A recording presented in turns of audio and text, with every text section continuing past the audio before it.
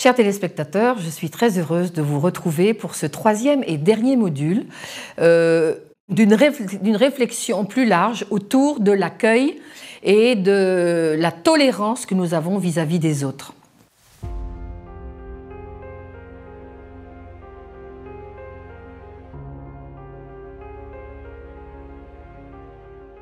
Et nous allons nous poser deux questions. Quelles sont les caractéristiques d'une Église où Jésus, son exemple et ses enseignements seraient au centre? Et quels sont les défis pour nos églises d'aujourd'hui? Alors nous allons voir 4 défis. Le premier défi, une communauté compatissante. Imaginez qu'un homme politique connu de votre région, par exemple le président du conseil départemental ou régional, entre dans votre église, ou qu'un député également entre dans votre église. Imaginez maintenant qu'un anonyme qui a une apparence incertaine, un homosexuel peut-être, y entre en même temps. Lequel des deux votre assemblée accueillera-t-elle le premier? Lequel des deux l'équipe d'accueil sera-t-elle la plus heureuse de voir? Qui sera invité le sabbat suivant? La Bible nous dit que nous ferons preuve de partialité. Souvent, nous avons un regard d'indifférence, pire, de jugement, parfois même de condamnation. Nos églises donnent parfois l'impression que le Fils de l'homme est venu pour chercher et sauver les bonnes personnes et non les perdues. Trop rapidement, nos églises créent une liste de péchés plus tolérables, excusables, généralement ceux avec lesquels nous luttons, que d'autres, souvent ceux avec lesquels les autres luttent, ce qui nous arrange bien. Nous avons parfois une attitude moralisatrice, exprimée à l'époque de Jésus dans les paroles du pharisien qui s'écrit « Ô Dieu, je te rends grâce de ce que je ne suis pas comme le reste des hommes, qui sont des rapaces, des injustes, des adultères. » Nous trouvons ce texte dans Luc 18, verset 11. L'ironie, c'est que nous sommes tous capables de faire preuve de la même attitude moralisatrice et pire, nous voyons ce péché chez les autres sans voir que nous le commettons nous-mêmes trop souvent. C'est un péché subtil, car tout dans la société qui nous entoure nous pousse à condamner ces péchés flagrants que sont l'immoralité, l'alcoolisme, la drogue, l'avortement, l'avarice, pour n'en nommer que quelques-uns. Parce que nous ne les commettons pas, nous avons tendance à nous sentir supérieurs, alors qu'en réalité, seule la grâce divine nous permet de les éviter. Dans nos conversations entre chrétiens, ne jugeons-nous pas parfois la conduite des autres ou leurs opinions sur tel ou tel sujet avec une pointe d'arrogance dans la voix? C'est vrai qu'il est plus facile de se lier d'amitié avec des personnes de notre culture et de notre groupe linguistique parce que nous avons beaucoup de choses en commun. C'est vrai. Il est plus difficile aussi de trouver un terrain d'entente avec les immigrés, les réfugiés, les exclus de par leur choix de sexualité, qui ont une apparence différente de nous, qui ne parlent pas notre langue, qui ne partagent pas nos valeurs religieuses, qui ne mangent pas la même nourriture que nous. Mais l'Évangile nous appelle à sortir de nos zones de confort ethnique, nationale et culturelle et sociétale et à tendre la main aux personnes dans le besoin, aussi différentes soient-elles de nous. Alors, comment y remédier? En étant remplis de compassion pour chacun, quel qu'il soit. Or, nous ne pouvons l'être que si nous prenons conscience de la compassion du Seigneur pour nous. Voilà la compassion que nous devons être prêts à témoigner aux autres et à tous les autres. Reconnaître la présence, accueillir, répondre aux besoins les plus immédiats de ce sans-abri, de ce musulman persécuté, de ce transgenre qui vient dans l'église pour trouver une communauté accueillante et fraternelle, de nos jeunes qui ne respectent pas les codes dictés par l'église. Christ et son exemple sont-ils toujours au cœur de nos communautés, au cœur de nos familles, au cœur de notre témoignage? La deuxième caractéristique, une communauté à l'écoute. L'apôtre Jacques dit dans Jacques 1, verset 19, « Sachez-le, mes frères bien-aimés, ainsi que tout homme soit prompt à écouter, lents à parler, lents à la colère. Les églises fidèles à la Bible en tant que parole de Dieu veulent sincèrement aimer les gens comme Christ les aime. Or, très souvent, elles n'ont pas développé des qualités d'écoute. Pourquoi n'ont-elles pas développé ces qualités d'écoute? Parce qu'elles ont des certitudes, des réponses avant même qu'une question soit posée, des versets bibliques qu'on connaît par cœur et qu'on sort, en fait comme des remèdes à tous les maux. Alors, elles exposeront des vérités qui ne répondent pas aux besoins immédiats des gens. Être écouté. L'être humain n'est pas seulement une tête, il est aussi un cœur avec des pensées, des sentiments, des émotions et des désirs. Or, pour avoir un impact sur le cœur d'une personne, nous devons écouter son cœur, sa souffrance, quelle qu'elle soit.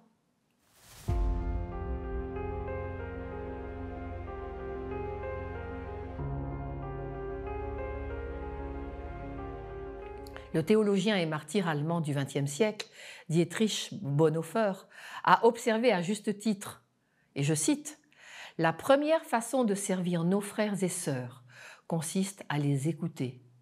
Tout comme nous aimons Dieu, en commençant par écouter sa parole, nous aimons nos frères et sœurs en apprenant d'abord à les écouter. Cette vérité ne souffre aucune exception. Donc, le mot d'ordre pourrait être « Venez à l'Église et vous y serez écoutés sans jugement, sans condamnation. » Fin de citation. Une famille chrétienne missionnaire avait servi pendant 6 ans à Trinidad et Tobago.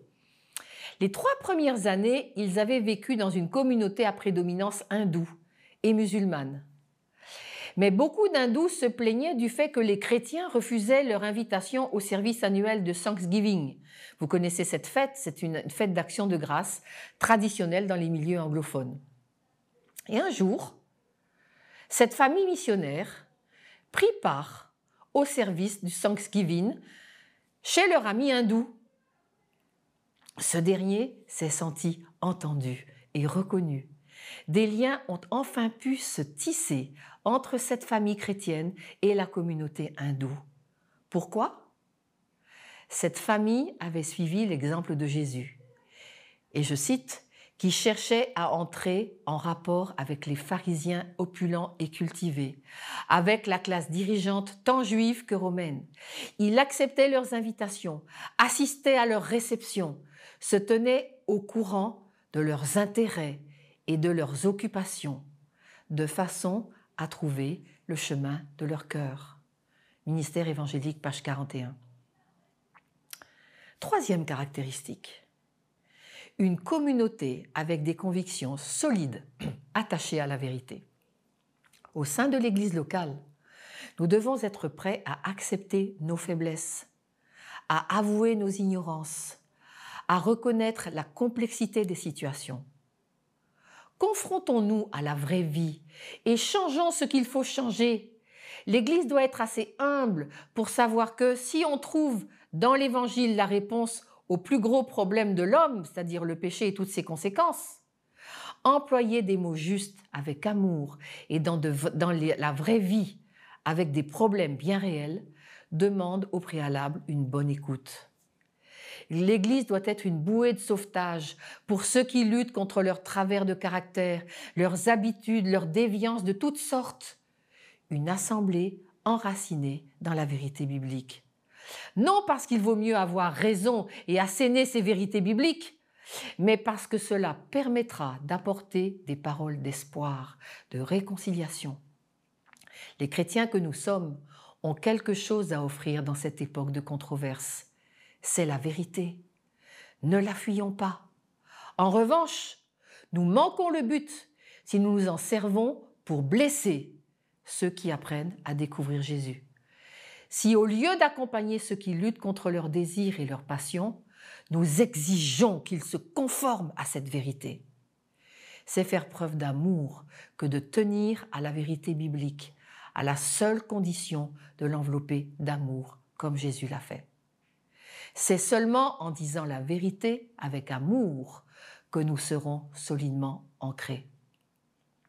Éphésiens 2, versets 7 et 8 le rappellent, afin de montrer dans les siècles à venir l'infinie richesse de sa grâce par sa bonté envers nous en Jésus-Christ. Car c'est par la grâce que vous êtes sauvés, par le moyen de la foi. Et cela ne vient pas de vous, c'est le don de Dieu. Dernière caractéristique, une communauté pleine de grâce. Les lettres adressées par Paul aux églises commencent et finissent toujours, d'une manière ou d'une autre, par le mot « grâce ». C'est parce que la grâce, l'extraordinaire bonté de Dieu, est le premier et le dernier mot de l'espérance chrétienne. Comme enseigne la grâce? Elle enseigne que je ne suis pas à la hauteur. Et vous non plus. La grâce m'enseigne que je suis toujours aimé. Et vous aussi. La grâce m'est offerte dès que je me repens. Et il en est de même pour vous. La grâce m'assure que le pardon est toujours disponible pour moi, comme pour vous. Nous en avons tous besoin de manière égale. Elle est l'oxygène nécessaire à la vie chrétienne. Alors, nos églises doivent être connues pour la grâce qu'elles manifestent. Une grâce qui accueille toujours les bras ouverts, qui donne toujours au-delà de ce que l'on demande, qui pardonne toujours et qui ne se lasse jamais de pardonner. Nos églises doivent être un lieu de grâce, un lieu où chacun, quels que soient ses antécédents ou ses difficultés, trouve des foyers accueillants et une nouvelle famille. Un lieu dont la porte est toujours ouverte et non pas une forteresse au pont-levis relevé. Un lieu où les gens sont écoutés, mais aussi aimés et non des victimes de nos préjugés, de nos clichés, de nos sermons de morale. C'est à cela que nous sommes appelés, pasteurs, anciens, membres, jeunes, tous disciples du Seigneur. Il n'est pas si simple de faire partie de ce type d'église. Alors, es-tu prêt à être bousculé dans tes certitudes? Es-tu prêt à être bousculé dans tes habitudes? Es-tu disposé à changer? Crois-tu encore que ce sont les autres qui se trompent?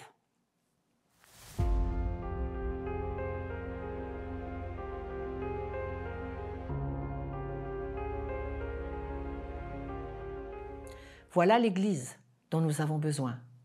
Une église ouverte à un accueil inconditionnel. C'est cette église qu'il faut à ceux qui nous entourent. C'est celle qui plaît au Seigneur, car nous y parlons de grâce, en vivant la grâce.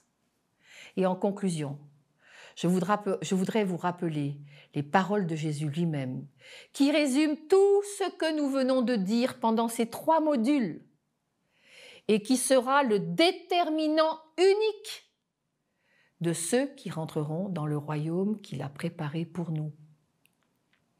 Et je voudrais que nous lisions Matthieu 25 à partir du verset 31 et suivant.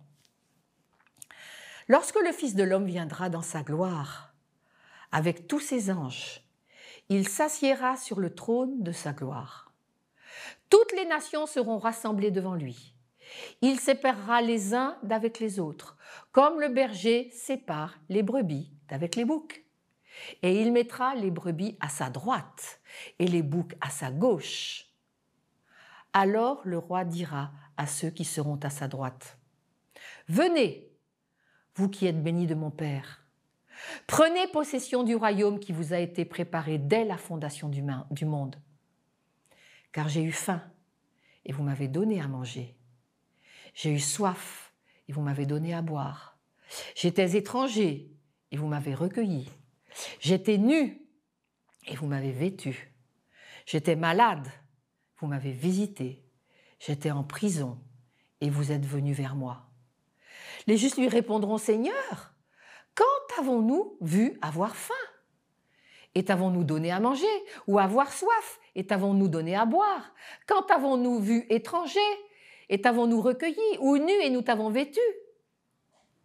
Quand avons-nous vu malade ou en prison et sommes-nous allés te voir? » Et le roi leur répondra, « Je vous le dis en vérité, toutes les fois que vous avez fait ces choses à l'un de ces plus petits de mes frères, c'est à moi que vous les avez faites. » Ensuite, il dira à ceux qui sont à sa gauche, « Retirez-vous de moi, maudits, allez dans le feu éternel qui a été préparé pour le diable et pour ses anges. Car j'ai eu faim et vous ne m'avez pas donné à manger. J'ai eu soif et vous ne m'avez pas donné à boire. J'étais étranger et vous ne m'avez pas recueilli. J'étais nu et vous ne m'avez pas vêtu. J'étais malade et en prison, vous ne m'avez pas visité. » Ils répondront aussi, « Seigneur, quand avons-nous vu ayant faim, ou ayant soif, ou étranger, ou nu, ou malade, ou en prison, et ne t'avons-nous pas assisté ?» Et il leur répondra, « Je vous le dis en vérité, toutes les fois que vous n'avez pas fait ces choses à l'un de ces plus petits, c'est à moi que vous ne les avez pas faites. » Chers téléspectateurs, les maîtres mots sont accueil inconditionnel, proximité, humilité et service. Ce type d'église, une église ouverte dans tous les sens du terme, a vocation de soutenir, de secourir toutes les victimes, de soulager la misère partout où elle se trouve. Que Dieu nous conduise individuellement et en tant qu'Église à voir comment changer de paradigme de manière à ce que notre Église soit un outil de bien-être, de santé et de salut. Et je voudrais vous rappeler notre but ultime, être le sel de la terre, en vivant nos valeurs chrétiennes authentiques et puissantes. Amour, joie, patience, bonté, bienveillance, confiance, douceur, maîtrise de soi, pour attirer les hommes vers le Christ et prêcher son retour imminent. Voilà cette dernière partie. Je vous rappelle que cette réflexion est sur 3 modules. Vous avez les 2 premiers modules qui sont accessibles. Vous voyez le lien qui va s'afficher sur l'écran. Et j'espère que nos églises vont changer de paradigme de manière à ce qu'elles deviennent des outils puissants de bien-être, de santé et de salut. Je voudrais maintenant terminer par une courte prière. Seigneur, tu connais toutes choses. Tu sais que nos églises sont souvent cloisonnées par des attendus, par des règles, par des habitudes. Mais tu nous rappelles, dans les 3 modules que nous avons écoutés, tu nous rappelles que l'important, c'est d'aimer, c'est d'accueillir de manière inconditionnelle, un accueil radical, afin que les personnes qui viendront dans nos églises se sentent acceptées telles qu'elles sont, avec leurs difficultés, leurs problèmes. Elles ont besoin de ta grâce, comme nous avons besoin de ta grâce. Et je te demande, Seigneur, que nos églises puissent prendre Jésus pour modèle dans sa façon d'être quand il était sur terre, et que nous puissions, dans nos églises, donner cet exemple d'une communauté christocentrique centrée sur Jésus, afin d'accepter qui que ce soit qui vienne jusqu'à nous. Accorde-nous ta grâce. Je te demande tout cela au nom de Jésus. Amen.